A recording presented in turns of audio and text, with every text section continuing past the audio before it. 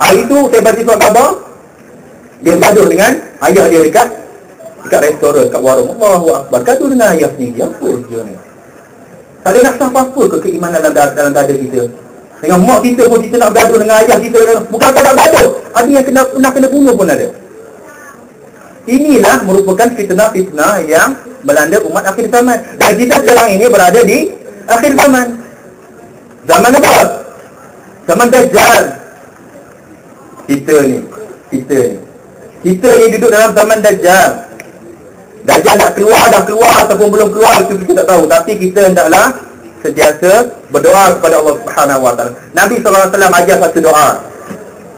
Sebelum kita bagi salam, kita baca salawat sebelum bagi salam kan? Fil alamina innaka hamidun majid. Sebelum bagi salam tu, Nabi SAW selalu berdoa kepada Allah Subhanahu Wa Taala, Allahumma inni a'udzu bika min adzabil qabr wa min adzabi jahannam wa min fitnatil mahya wal mamat wa min syarri fitnatil masih ad-dajjal. Nabi SAW selalu baca doa ini sebelum bagi salam. Selepas baca itu barulah Nabi SAW bagi salam. Assalamualaikum warahmatullahi. Assalamualaikum warahmatullahi. Baca doa itu. Cuba ikut saya, boleh tak? Boleh tak ikut saya? Allahumma inni a'udzu bika min azabi jahannam wa min azabil qabr wa min fitnatil mahya wal mamat wa min syarri fitnatil masih ad-dajjal. Nabi SAW berdoa kepada Allah Subhanahu Wa Taala sebelum bagi salam, ya Allah ya Tuhanku, ya Allah ya Tuhanku, aku bermohon kepadamu ya Allah, jauhkanlah aku ya Allah daripada azab kubur, azabil qabr, wa min azabi jahannam, daripada azab api neraka, wa min fitnatil mahya wal mamat, daripada fitnah semasa hidup dan fitnah semasa kematian ataupun selepas daripadanya, wa min syarri fitnatil masih ad-dajjal, daripada fitnah kejam al-masih ad-dajjal. Nabi SAW baca doa itu. So, agama ini merupakan agama yang fitrah. Hatta orang yang tak nak Islam pun, orang yang dalam hatinya tak ada Tuhan, dalam hatinya tak ada Tuhan, dia kata orang yang tak ada Tuhan ni kita panggil apa? Ateis, betul? Tak ada Tuhan. Dalam keadaan dia kata, oh, tak ada Tuhan, tak ada Tuhan, tak ada God, tak ada. Dalam keadaan yang macam itu pun, bila dadanya sempit, dadanya sakit, dia kesusahan, orang lain tak ada nak tolong, dia kata apa? Oh my God, dia kata. Apa? OMG pula awak ni. Oh my God, dia kata takkanlah cukup OMG. OMG, saya faham. Ini bahasa tingkatan ni saya susah, saya tak faham lah. Saya pernah ditanya dalam mesej, Ustaz cek, question mark, Ustaz cek.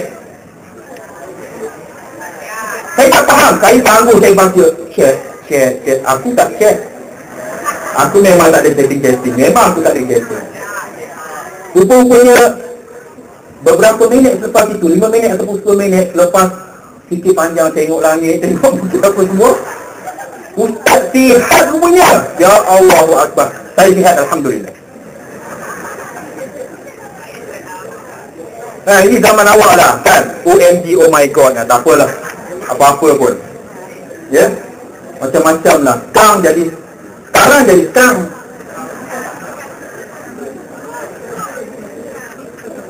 Macam-macam lah. Itu saya tak mau ulas lah. Banyak, macam-macam. Padahal terima mesej daripada awak semua, daripada malam mesej, daripada email pun barangkali. Macam-macam terima. Saya minta tolong kalau nak ansih kat saya, nak tanya kat saya, tolong bagi bahasa Melayu baku. Ya? Sebab apa yang saya awak akan terima daripada saya pun sama juga. Awak cakap salam, Waalaikumsalam warahmatullahi wabarakatuh. Saya jawab penuh. Ya? Jangan sebut akum ni apa ya? Walaupun bolehlah kita terima itu sebagai ucapan salam, tapi itu tak sunnah lah. Kan, kita bagi salam Assalamualaikum. Pernah satu ketika Nabi SAW duduk dalam satu halaqah, seorang sahabat datang, Assalamualaikum. Nabi pun jawab, Nabi kata 10. Lepas tu satu orang datang lagi pula, Assalamualaikum warahmatullahi. Nabi kata 20. Satu orang datang lagi, Assalamualaikum warahmatullahi wabarakatuh, 30. Apa maksudnya? Apabila kita bagi salam yang sempurna, makin sempurna salam ucapan salam kita itu, semakin banyak pahalanya. Kita tak kata RM10, kita tak kata 10 kereta, kita tak kata 10 pen ataupun 10 pensel ataupun 10 punching bag. Saya baru lambat tadi punching bag tadi kat situ. Ada punching bag ya, Alhamdulillah. Semua dari pendekar je sini, insyaAllah. Ada tak ada yang pukul kawan ataupun rosakkan papan kenyataan. Itu punching bag ya Ustaz? Betul Subhanallah. Siapa yang geram malam-malam pukul 12, pukul 10 boleh pantai? Dah pecah. Astagfirullahaladzim. Ganas sungguh. Ganas tak Iwan? Kuat. Bukan kuat saja, ganas. Boleh pecah. Jet Li tembak pun punch bag tak pernah pecah. Siapa lagi? Jet Li, Bruce Lee. Awak kenal lah Bruce Lee? Saya dalam video hati kat sini buruk sangat aja dia tumbuk tak pernah pecah. Awak tumbuk pecah, cakap tak? Gunakanlah kekuatan itu, keperkasaan itu, kehebatan itu untuk Islam. Kalau boleh kita nak kenal pasti siapa orangnya. Lepas tu kita akan ke mana Ustaz? Pasti Palestin, insyaAllah. InsyaAllah. Saya rasa bila kita tawarkan macam tu, saya rasa semua ramai nak angkat tangan. Betul tak? Siapa nak pergi Palestin, angkat tangan. Allahu Akbar. Allahu Akbar. Alhamdulillah.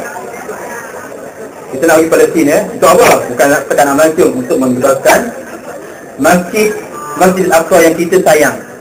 Masjid Al-Aqsa yang dalam hati kita ini daripada genggaman Zionis. Kita nak. Nampaknya saya tak ada terima lagi apa-apa amaran ni. Belum lagi. Sekejap Okey, teruskan lagi, insyaAllah kita teruskan. Agama itu agama fitrah. Agama fitrah. Agama Islam adalah agama fitrah. Baru ni ada kematian di tempat saya, dan saya tengok bila kita berjalan, kita berbual dengan kawan-kawan kita. Kawan saya sebut kat saya, Syah, you tahu tak kalau orang Cina dia meninggal dunia, berapa dia kena standby? Dia kena sampai 20,000. Benar kahwin? 20,000. Awak ingat kahwin aja. Baru umur 17-16 tahun. Salah, ambil nama. Kan? Diorang ni memang dah dalam zaman ni memang gitulah. Kan? Nanti kita cerita. Orang Cina nak meninggal dunia kena standby 20,000. Paling murah 6,000. Saya tanya pada seorang yang masuk Islam, dia dulu buta. Paling murah 6,000. Dan 6,000 ini dibakar saja.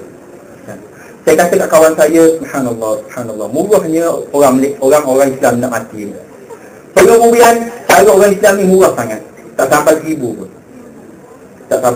pun. Ya. Disebabkan, dan cara pengebumian orang Islam ini sebenarnya telah membuka ramai hati-hati orang yang non-Muslim masuk Islam. Saya tengok, ya Allah, simpulnya. Saya kata pula, ya Allah, dia kata, oh my God, OMG. OMG, murahnya. Aku pun nak jadi macam itu juga lah. Seingat saya, ada dua kisah yang saya ingat. Satu kisah ialah seorang paderi Kristian di Itali. Dia seorang paderi.